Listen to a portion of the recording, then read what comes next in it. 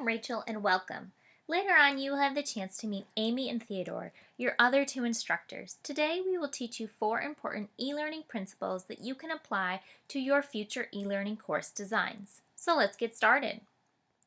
The first principle we will look at is the Personalization Principle. This principle promotes 3 key facts. First, when delivering instruction, you should use conventional speech rather than formal speech. Second, you should also use polite wording over direct statements. And third, audio should be presented in a human voice, not a machine. Let us take a closer look at the facts of these principles. It is important to focus on the tone of your instruction. Take a look at the graphics presented on your screen. The conversation on the left is an example of conversational style. The graphic on the right uses more of a formal style. The goal in instruction is to provide a more user-friendly tone, so stick to first-person and second-person pronouns like we and you, as demonstrated on the left. There are cases in which personalization can be overdone. Had I decided to open by saying, "Hey there dude, I'm Rachel and I'm here to teach you some cool stuff, so hang on to your hat and here we go," it would have set an inappropriate and distracting tone for the lesson. When focusing on adding personalization, consider your audience and don't overdo it. The second aspect of the personalization principle focuses on your word choice. Again, we have another aid to help explain. The column on the left uses direct statements. These can come across as impersonal commands. Let's add some more polite wording and see what difference it makes.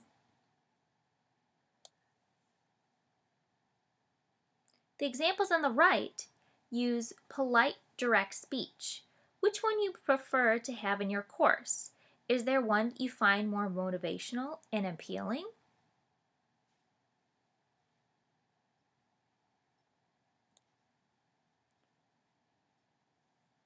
While text-to-speech might seem like a great feature to include in your e-learning course, you might want to consider how it impacts the effectiveness of your course.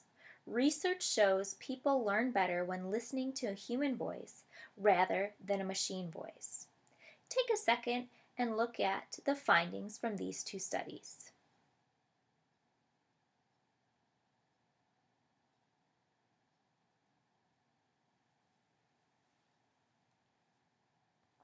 The second principle we want to look at is the embodiment principle. The embodiment principle focuses on the need for on-screen agents to be human-like to promote learning, specifically with human-like gestures, body movement, facial expressions, and eyes gaze. Agents can be represented as cartoon-like characters, as talking heads, or virtual reality avatars. The agents do not need to look like humans, which is why cartoon-like characters are used. However, an on-screen agent is meant to promote learning by serving as social cues. Thus, they should act like humans. Seeing an on-screen agent that does not act like a human is distracting to the learner. So, the psychological reasons for these principles? Richard Mayer suggests that people try harder to understand something when they are engaged in a conversation with someone else rather than just receiving information. This figure explains how our brains are hardwired to pay closer attention when a social element is introduced. Favoring a personal, conventional style and incorporating virtual coaches in e-learning courses can get learners to pay closer attention and retain more of what they learn. In this section, we'll be talking about the segmenting principle. During learning, you may come across topics that are very large and complex. The segmenting principle states that larger concepts should be broken up into multiple smaller lessons for the student. To help build the student's knowledge, all of the lessons should consist of 1 or 2 key objectives. This will allow you to have a multimedia learning experience that is manageable for the students and easy to be comprehended. Segmented instruction provides a scaffold for the multimedia learning experience by having one concept lead directly into another. When you are trying to instruct a more complex concept to your students, you have to be careful to not give them too much information at once. If there is too much information in one segment, it may be difficult for the student to process. Information that is broken into smaller parts allows a student to understand the information that is being presented to them. Once a student completes a section, they can move on to the next segment. The example I have given is the construction of a bridge.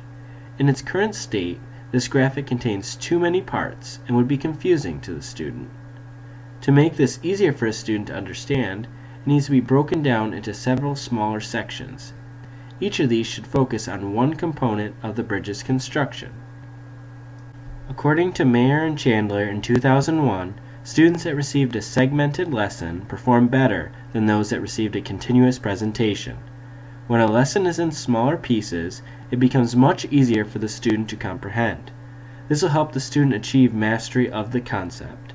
Another study by Mayer and Pilgard in 2014 found that multimedia instruction presented in segments has an effect size of 0.79.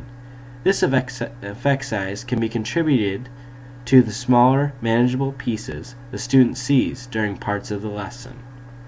The last principle we will review is the pre-training principle. When learning new complex content, a learner can become overwhelmed by the material and the essential processing needed to understand the new content. We can reduce this information overload by introducing key concepts prior to the main lesson. It is helpful for processing to be done in advance to reduce the load on one's cognitive system. This will also reduce essential processing when the main content is presented. That way, one's cognitive processing can be focused on how all the components of the content fit together. According to Mayer, Mathias, and Wetzel from 2002, the evidence suggests that learners who receive pre-training outperform those who do not. Mayer and Pilgard performed a meta-analysis in 2014 that showed learners performed better if they received pre-training. However, other studies suggest that pre-training is strongest for low-knowledge learners and that high-knowledge learners most likely do not experience any overload. When implementing pre-training, key concepts should be identified and presented prior to training. For example, I teach a medical procedures course.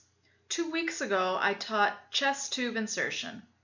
However, because this is a major procedure, the students need to have a good handle on key concepts such as how a stopcock works, that is the picture on the left, as well as positioning and anatomy of where the tube should be inserted. Students are required to review this PowerPoint prior to coming to class so that we can focus on the actual procedure. A non-example of pre-training would be if I did not provide pre-training and taught the class only explaining the chest tube procedure. I could assume that students learn the anatomy prior to my course because it is a prerequisite for our program. However, the student may have had these courses many years ago and do not remember the exact anatomy. In this slide, the students would not know which ribs the anesthesia was given between, nor would they know how they should administer the injection over the rib.